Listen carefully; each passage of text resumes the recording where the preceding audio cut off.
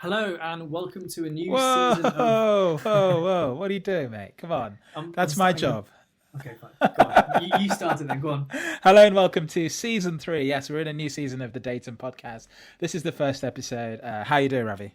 Yeah, I'm good. New season, new decade, new year. Everything's new. What are you trying to do still, my job, Rick? Come on. I thought I'd catch everyone a bit off guard. Like everyone's starting to expect you to kick off, so I thought I'd give it a go. But no, let's not break a trusted system. Absolutely. It was an awesome year. I was about to say that as if we're still in 2019, but we're in 2020 now. It was an awesome year last year. It was. We got a lot done. I think. Well, I mean, more than we did the previous year, but still we missed our target of trying to get 24 episodes in. Yeah. Just by a bit. Yeah. I think we got 8 episodes out? And or 7.5 if you count the sort of bonus Salesforce episode we did. But for the record, we're on a tear this year because this is actually our second recording, right? Yeah, we are, because we've actually done a couple in advance. So we've got a new topic coming in next week for you guys. We've actually gone forward in time, back in time, done a bit of time travel. Right. So you'll hear this the second episode, which we actually recorded first. Exactly.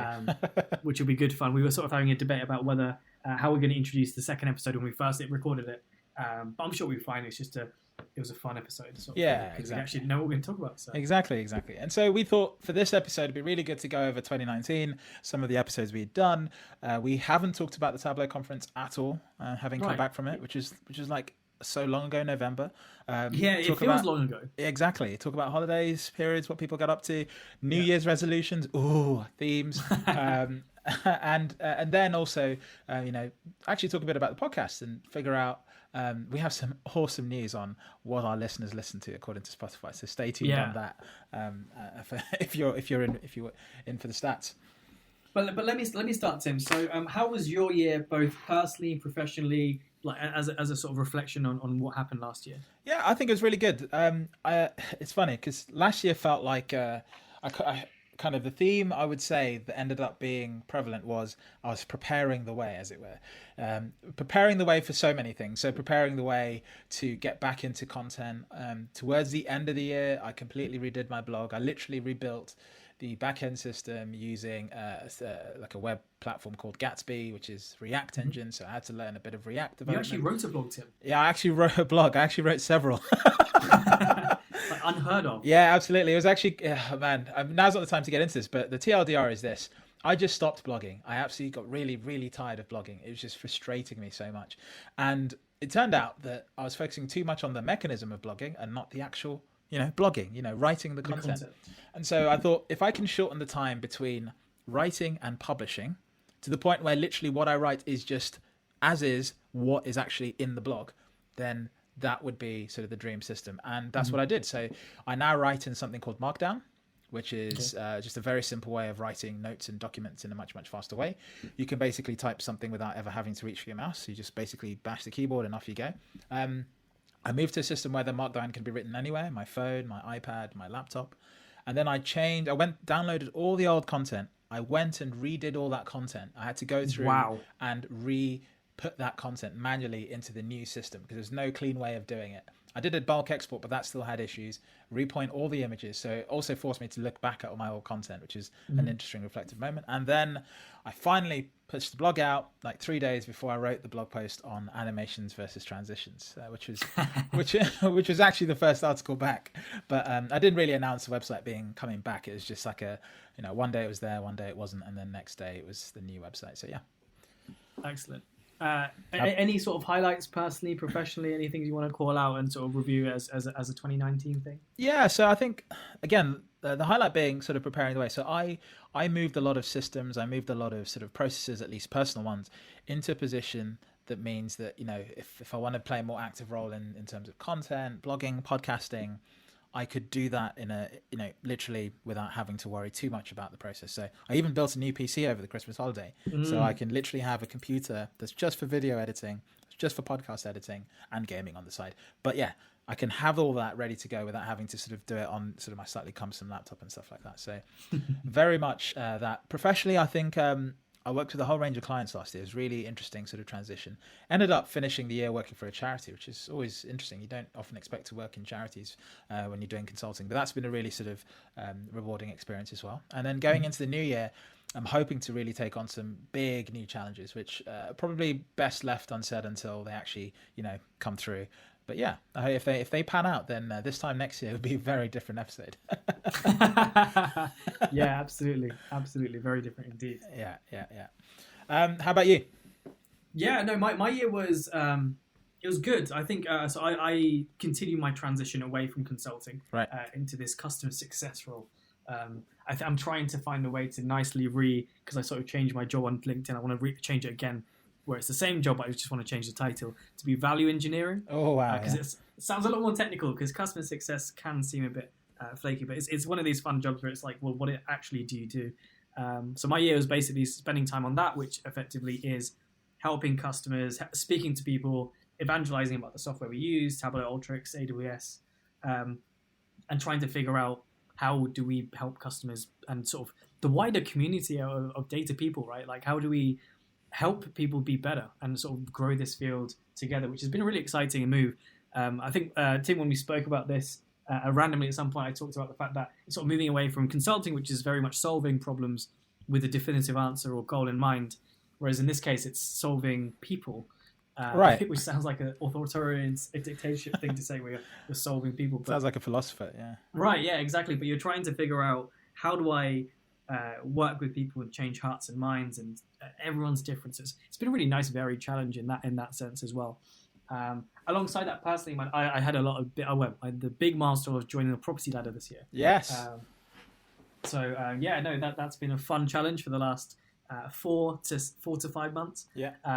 But no, I'm finally settling into the new place, and it's quite cool to have your own space, really. Awesome. But yeah, that's sort of been I think in terms of my theme for the year, I guess it's been like trying to break new ground. I think is the best way to put it. Where it's you have an idea of what it is, but when it actually pans out in reality, things do turn out to be slightly different, which has been like around the role. And when you have the idea of what you're going to do and all the things you're going to achieve, then starting to do them, you start picking up all the different challenges that come alongside that. But the 2020 vision is more of the same, and a few exciting challenges ahead as well. Nice. Yeah, the term 2020 vision is literally everywhere. Everywhere. Everyone loves it. I had to drop it. Oh my word, the pun potential for that. Yeah. But no, it's a very fulfilling year then. It sounds like you kind of had the year I think I'm about to have, but last year. Mm-hmm. Yeah, right. Where it's sort of, you're sort of doing the similar things. You're trying to find out where this new direction takes you. Exactly. So I think it does sound like your year ahead. So how about Tableau Conference? How did you find that? I mean, I was lucky enough to spend a week before traveling a bit as well. So hit the Grand Canyon again, Bryce, Zion, a couple other places. So that was really good fun. Good. I recommend going. Everyone should go to the Grand Canyon, Bryce, and Zion national parks at some point in their lives, because it's just breathtaking. Because it's sort of like at that point with nature, this stuff is there before, after, and during our time, so it's worth checking out. But the conference itself is in Vegas. Your favorite place in America, right? Yeah, absolutely. You can hear the enthusiasm in my voice. It's a difficult place, Vegas, because I think once you've been there once, it loses all its glam very, very quickly. Like every time you go back, almost immediately, you start to see through the charades, right? And you're like, but I think it was actually a really good conference. I really enjoyed each year. Sort of conference takes a slight twist. I think the twist most people are talking about this year was the CEO of Salesforce doing dolphin impressions on the stage. I'm actually going to insert the audio clip right now. Mark's cell phone number is What's that? There's one dolphin. That's pretty good. It's pretty good. So, Mark, we obviously it's so good. Like, I couldn't even begin to think how to do that. Exactly. And you just did it off the cuff. Amazing. CEO of a multi-billion-dollar company gets on stage with technically one of his new employees, asks him how is Salesforce doing, like when he's actually that person's boss, and then has the sort of relaxed nature to do dolphin impressions on stage. Very weird. But so many great connections once again. I just spend all my time talking to developers, literally all my time talking to developers. So that was really rewarding, and it's been great seeing some of those features actually come out. I think what was really revealing, we'll talk a bit about this later on, is that the pace of development at Tableau is really picking up. And I think one of the standout themes for me, and I tried to edge some developers to see if I could get any early answers, but with the Salesforce acquisition, is that going to change the focus of what they build? Is integration with Salesforce going to take priority over new features, or is Tableau going to continue on its roadmap for, scaling out to sort of meet the enterprise needs? I think those two are going to come into friction, because Salesforce traditionally right now with Tableau, the interoperability is awful. You nearly always need something in between them to get them to work. So that will be an interesting take. We talked a bit about this, I think, last year. I think we said that the devs have got a new sugar daddy, effectively, right? Exactly.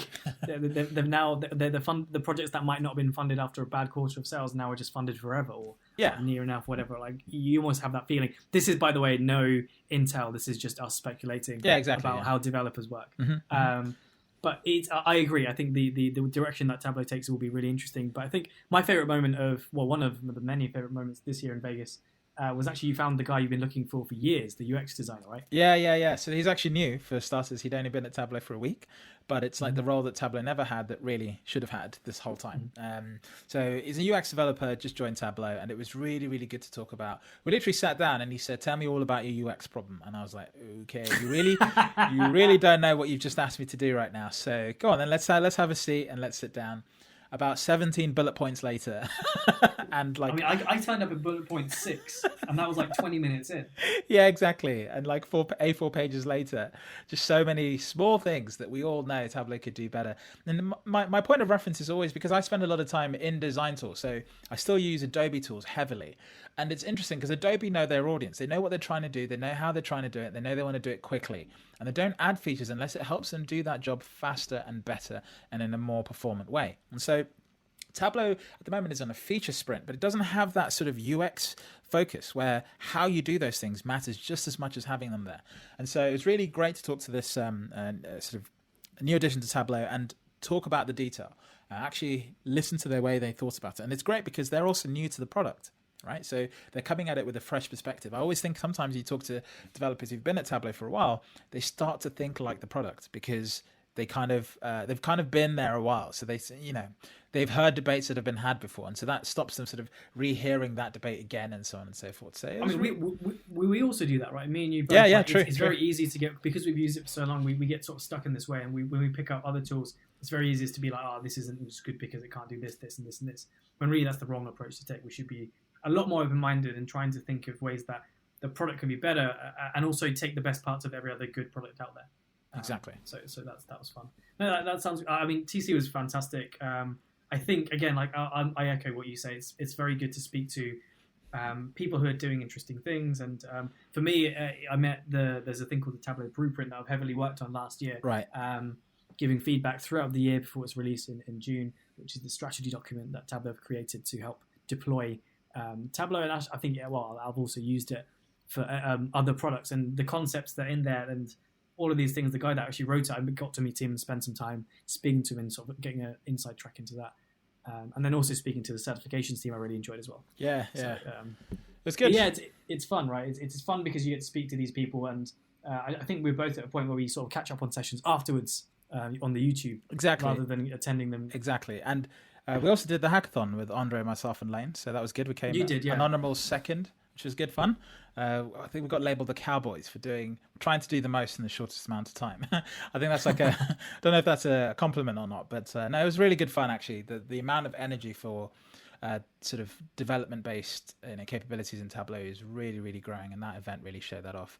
And just lastly, on the point about Blueprint, I don't think there was anything at conference that didn't mention Blueprint. I think everything, like from Adam Silipsky, basically spent half an hour like spelling out what the Blueprint was and how it works, like first before anything else at conference. So I think that's really a testament to sort of some of the work you've put in to kind of help beef that up and get some of our customers involved with that. But also it really shows how important Tableau really value that particular initiative, because I think what they're realizing it's the bedrock. Without a strategy and clear defined vision, buying software is just you're just buying software, right? Exactly. If you don't know how to use it, there's no point around it. Yeah. So yeah, I think that was a really, really interesting. Yeah, I think the year ended. We had a general election here in the UK. That probably, well, Fantastic. depending on where you sit, at least for you and me, it didn't go the way we wanted. But hey ho, it is what it is. We 2 will. weeks till Brexit. Oh yeah, 2 weeks. We've been trying to leave Brexit now. Well, we're trying to leave the EU for now three and a bit years now. So it's just never going to happen. Yeah, until the end of this month. But Literally. Anyway, well, let's not divulge into politics too much. Yeah. So maybe it's a good opportunity just to review the episodes from last year, right? What did we actually talk about? So I've got a list of the shows. We started off the year, which is a season 2 trailer. Okay, fine. Talked about Hyper. That was a really big thing at the time because Hyper had just come out I think it just come out the Christmas before, and we basically went into a year of Hyper, and we've sort of worked with it. We played with it a lot more. Yeah, it sort of had developed into this big thing. I have to say, it hasn't really developed into anything we can see other than just being data. I mean, there's an API now. Well, there's an API, but in many ways, you could still call that the Tableau Data Extract API. It's true. Like in all essence, you could have taken TDE, replaced it with Hyper, and no one would really have noticed the difference. I'm still going back to that PowerPoint they showed us of all the things it's going to enable, and we haven't seen too many of those just yet. So I think that's going to be an interesting one. I think maybe Prep is using some of that Hyper capability to work the way it is. But, always wondering with Tableau, when is Tableau going to look at a database proper? Hyper is a database, was designed to be a database. So the kind of elephant in the room is, when will they actually make it a database? Well, it also, this is something that Salesforce could easily almost even spin out if they wanted to. Yeah, absolutely. Right? Yeah. It's its own product. Or implement it into different parts of the Customer 360. Yeah. So that's going to be interesting to see. I think, as you mentioned, the elements of Hyper, we talked about the 3 sort of layers, and I've only seen like one and maybe part of the second one being used. But it'd be really interesting to see where that goes this year. But I think that was a heavy, dry start to the year last year. Oh yeah. We went into Hyper, then we talked about visual literacy, which is actually, a general sort of discussion actually has come out about data literacy more broadly. But sure, visualization literacy was a really sort of big topic about, what visualizations do people use? Do people actually understand what they are, right? And bearing that in mind, how does that sort of influence the choices you make when you build visualization? And I think I'm seeing evidence of this becoming more sort of apparent. I think people are going for simpler and simpler chart types. I don't think they're deliberately doing it. I just think the community is gravitating towards a norm, if that makes sense. I think everyone has everyone sort of knows the lines, right? Everyone knows the lines of best practice. Everyone knows the lines of why charts are good, some charts are bad, and whether you're just doing things for eye candy. I think that's the big thing that's come out very recently. Yeah, I don't think Viz literacy is talked about as much anymore. It's almost just sort of dissolved into the wider rhetoric where it's just assumed everyone knows that this is a thing, rather than calling out as an individual different thing where a topic where it's focused on. I'm not sure. It's sort of an interesting one to ponder. I don't even think it will come back this year, because I almost think last year was an interesting year where people figured out that you don't actually, when you invest in something, the issue isn't that it's invested. I mean, I'm seeing this in the football analytics world. Everyone's doing data, and you do all this intricate, really deep digging into the tracking data, all these things, and at the end of it, you sort of look at your top 10 list and you see Messi at the top. It's like, just watch the video, watch matches. Everyone knows Messi's the best player in the world. It's almost getting to that stage where either your in-depth data is just giving you obvious answers that you can get from tacit knowledge that you already have, or it's getting to a point where people are realizing that in order to make these things work, you need to educate everyone into being just literate in data and viz and everything at the same time. You have to really just force this change upon people. Otherwise, it gets to a point where, I think the number is like 20 or 30% of people just don't like work or don't work with data or don't like working with data. And right. In order for this revolution to happen, it's everyone has to. We're at the point where it's like, guys, big data's dead. It's everyone's got it. We get it, but the reason it's not moving anymore is because it's not embraced en masse. Exactly. Yeah, and that is the. It's an interesting one, because I think these things tend to cycle. They tend to go up and down. So it's not trendy now, but it will become trendy again at some point once someone in the community decides to focus in on it. Like just like AI was and big data was, it's going to be one of those sort of passing trends. Natural language processing. This was more of a bit, right? So this was after Hyper. This was the second bit. I think it was a really interesting topic. Machine learning and sort of AI and predictive analytics. Those were sort of an ongoing conversation point. They always have been. But NLP is one of those areas where clients always ask for some sort of text processing or language processing. Sure. And as soon as you start the conversation, it immediately turns them off. So it's still one of those sort of areas I feel is almost exclusive to really advanced data scientists who are really comfortable with what's required in terms of understanding how to do that, technically capable individuals who actually understand how to do natural language processing and the philosophy behind it, principles and stuff like that. But also then comfortable turning that into real business value, right? How do you take a bunch of like random just stuff from lots of different places and mine it? The really true to form data mining, right? Where you're basically just taking data in the language form and just finding insights from it. Yeah, I think there's also industries which will benefit from it more than others. Yeah, exactly. Industries and specific tasks that you need to do that would need natural language processing. I think it's one of these things. Do you know what? I actually think this is maybe a bit rogue, but the next 5 years is where connected home will really come into its own with smart speakers. Right. Because smart speakers are having the wearables revolution right now. And that's actually where natural language processing will probably have the most impact. Yeah. In connected home and automation, Mm-hmm. and sort of the Jarvis in your room sort of thing, right? Yeah, I think it's having that necessary first step, which is just sort of proliferation. Make it cheap. Proliferation, yeah. Like literally for Christmas, you could have got like a Google Home Mini, brand new, 2nd gen, for like a tenner. It's just unbelievable. So it's really sort of fascinating how that's happening. But I think the next step is the so what and what can we connect into it? What else can you do? At the moment, mine are just glorified speakers that are connected together, and I can switch the lights on and off, and I can do a few things. I can ask it silly questions, but it's can I shout something into it and then have it control something on my MacBook? Not yet, because everything's not integrated enough. The Google, Apple, Amazon, Windows systems are all not integrated with each other, and I think the platforms are starting to realize this, so they're starting to collaborate and give each other access to each other's systems, because everyone's realized that they don't make progress if they keep their own systems closed to themselves. Man, like connected home is an episode unto itself, and I think that's something we're going to do this year. But right. Just to close off natural language processing, I'm gonna my favorite current. So in my Google Home Mini, my favorite one is to tell Google.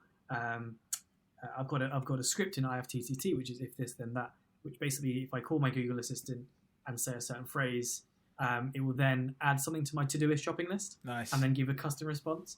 So it's like 3 different phrases I can use to say add whatever, or I need to buy this, or something like that. And then it will just respond saying it's now on your shopping list, or very something nice. fun that I've created it to do. So nice. It's more stuff like that. I think that natural language will shape than so much data in general. Yep. Absolutely. Then we had a couple of soft topics back to back. So we had champions firstly, and then that's when we also changed the name of the podcast, if you remember. It is, yeah. When we dropped the what to dating, which is a welcome change. But champions was a great topic. I think this coincided a lot with the work I was doing at the time, so I think we just made a decision to let's talk about that. Exactly. And sort of finding those champions and what that actually means to a business. And then the one after that, I think, was maybe my favorite one of the year. I really enjoyed talking about behavioral design. Right. Mainly because, of course, behavioral science, behavioral economics, and behavioral psychology are 3 topics I'm really interested in. And of course, design, given the job that we both do, feeds into that quite nicely. So I've really enjoyed that episode, and I think it's definitely one we can recap, especially in the analog sections we'll do this year. Absolutely. After that came the data side hustle, so what you and I get up to outside of work. But the focus there was just, going over how that reinforces the work we do. So essentially, you in sports analytics, myself in quantified self. That sounds like the title of a book, Myself and Quantified Self. Myself and Quantified Self. Oh, copyright that fast, Tim. Copyright that fast. Actually not that bad, but anyway. That's a great name for a book. Wow. We should cut this out so no one ever copies it. We Like, should. bleep it. Yeah, until everyone just messages it back on Twitter and says that's an awful name.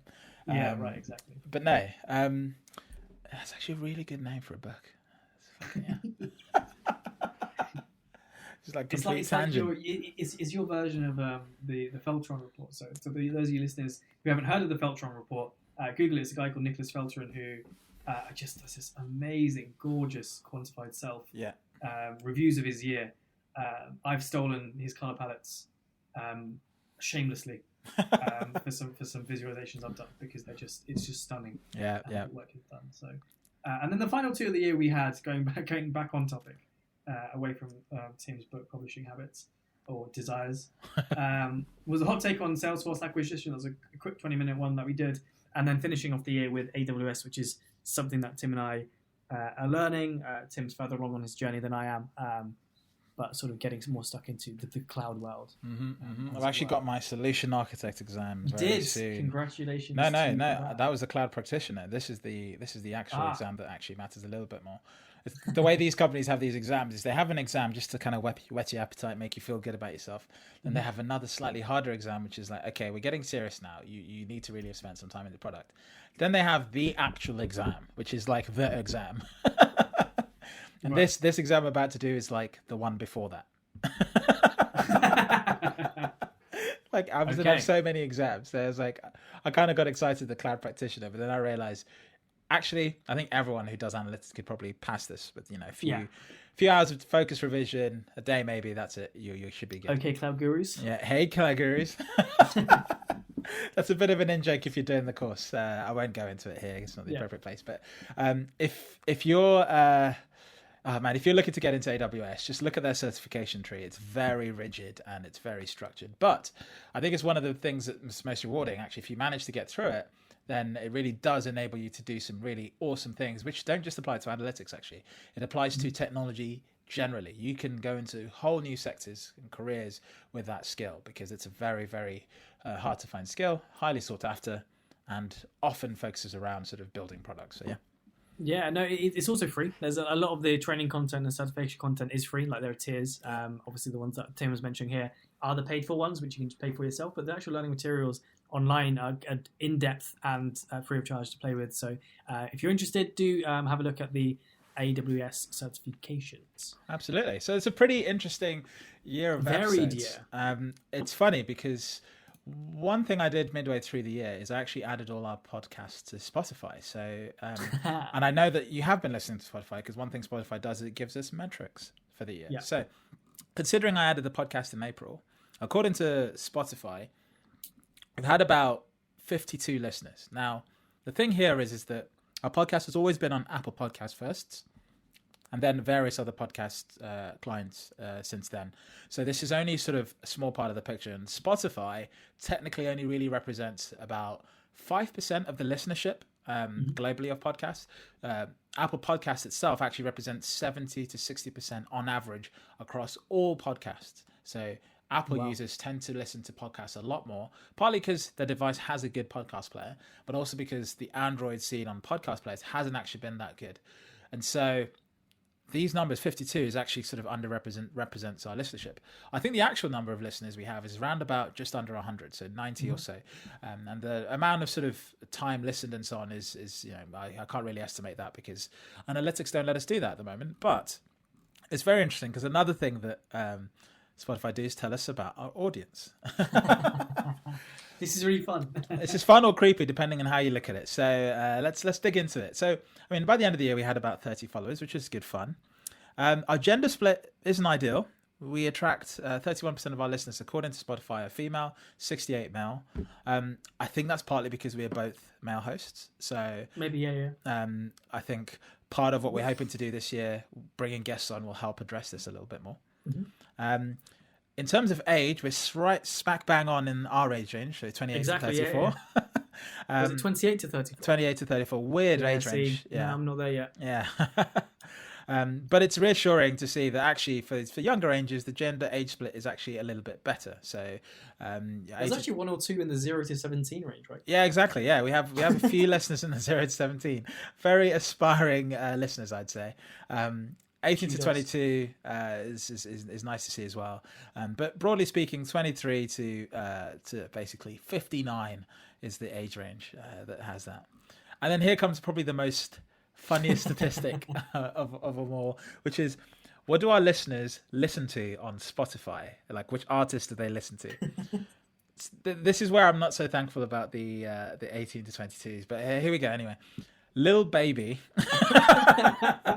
is our most listened to artist.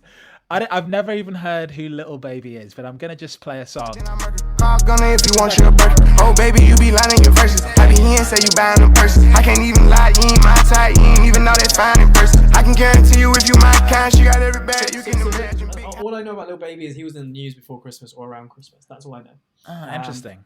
But also, looking at the sort of geographies, we've only got 4 streamers on Spotify from the UK, right? Which is like, what the hell? Come on, that's basically you and me. If we listen on Spotify, I think this is the thing, right? I think Spotify as a podcast platform hasn't really taken off in the UK Not as yet, much. not yet, perhaps. not yet. Not yet, right, exactly. So it's quite interesting to see. And then also there's a lot more of our listeners who are listening to our podcast on Spotify in the US. Right. But I think that's also a virtue of the fact that there are a lot of people that live in the US. Exactly. And so that's always going to happen. These numbers kind of have a long tail. You know, we have one listener in pretty much every country in the world: Singapore, Malaysia, Netherlands, Brazil, Poland. You know, the list goes on and on. But what's always a caveat to these numbers is that, you know, this is just a fraction of our listenership. Apple Podcasts doesn't do as good a job as we found out reporting analytics. According to Apple Podcasts, it claims that 2 people listen to our AWS episode, which can't be true because I just know more people than that personally that I know have listened to our episode, including my girlfriend and me. That's the 2. Those are the 2. And she doesn't even have an iPhone, so it couldn't have been Apple Podcasts. So. Yeah. But then the other thing is that I think what's going to be really interesting is actually the amount of time listened is really what we really care about. So people who are listening to the show, bits of the show, you know, and so on and so forth, that really sort of resonates with us. And actually, I think the numbers hold out pretty good. I think on average, people spend 20 minutes listening to an episode, which is good. You start, maybe you've heard what you need to and you move on. Because of our format, you maybe just listen to the chunk you need. We put chapters. I'm not actually sure people use those, but if you use chapters, you find it useful, please let me know, because it takes so long to add them in that if literally one person replies, then I'm really sorry for that person. I might just stop doing it. But hey, we'll get there. And then, obviously, we also started the season format. Before, we just used to do episodes. But the season format also gave us an opportunity to kind of have a break, which I think was needed. Never planned breaks, but we have the breaks anyway. Yeah, right. So season 3, I think we have a very different sort of approach. So maybe let's talk a bit about that. Sure, but before we get into season 3, I just want to say I really want to know where people were listening to. If you're listening to our podcast, I really want to let us know. Tweet us, like selfies, hashtags, whatever, right? Like our Twitter handle is @DatumPod. We also have an email address, which is datumpod @gmail.com.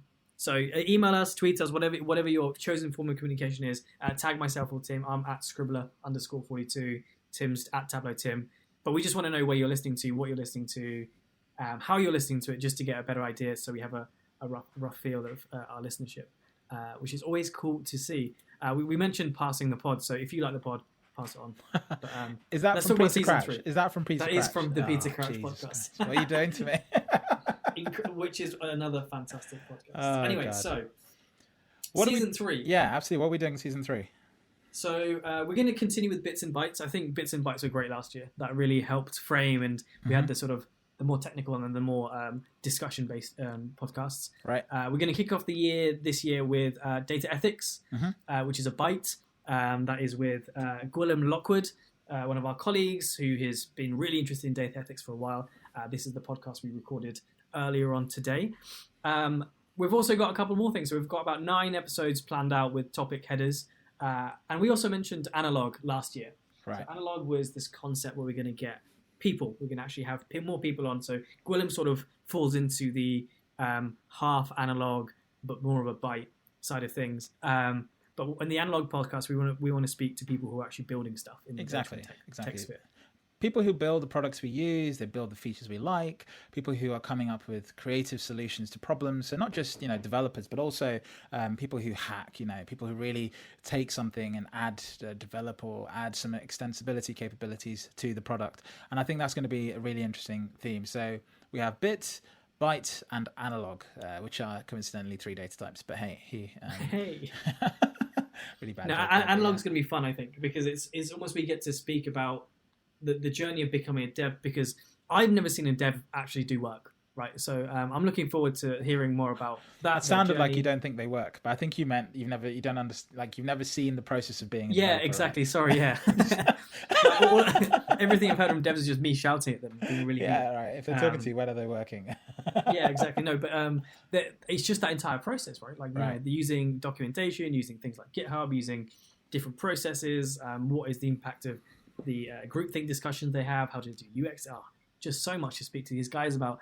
And we're not just going to be speaking to people who are developing and sort of innovating in the data and tech sphere. We're also going to be talking to people who are innovating and doing cool stuff in other spheres. So for example, productivity is one that's quite exciting to both of us, or interesting to us rather than exciting.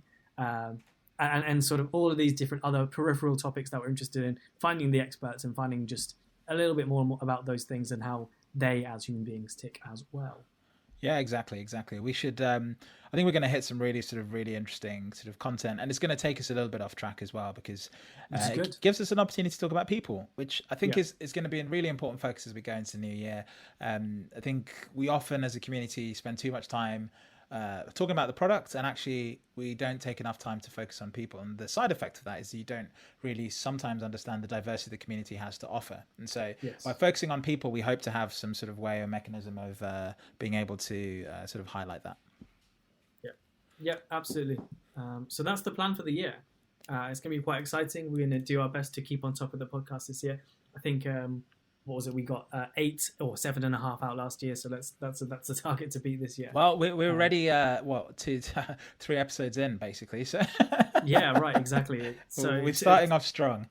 Yeah, exactly. All right, I think that was it. It's just a very brief episode, but just wanted to give you an update, let you know what's coming up, introduce you to the new season, season 3. I also, just while we're here, I think how long have we been doing this podcast? Let me see. The first one is Jan 2018, so it's actually our 3rd anniversary almost. Right? We're going into our 3rd year, and it's awesome. I think it's really it's been a really fun time podcasting with you, Ravi. And thank you. And you. I think our actual first podcast wasn't in January; it was before that, but I forgot to press record, as you recall. So right, yeah. So it was sometime in like November 2017. 2017, and then we did it in your old place in Colchester. Yeah, exactly. I forgot to press record. Awkward. Amazing. Right. But yeah, no, it's good. It's good. No, I've enjoyed. I think where we spoke about wanting to do. I mentioned that I wanted to do a podcast, and it sort of what it went from there. We just it's been great to discover these topics and almost curate our conversations. I think that was the main thing. We're spending many train journeys back to East Anglia. Just talking is like we should just do a podcast so we can actually refer to these and speak about these in them more fully. Exactly. And so I look forward to the year, and I'll catch you in the next one. Nice one. Take care, everyone.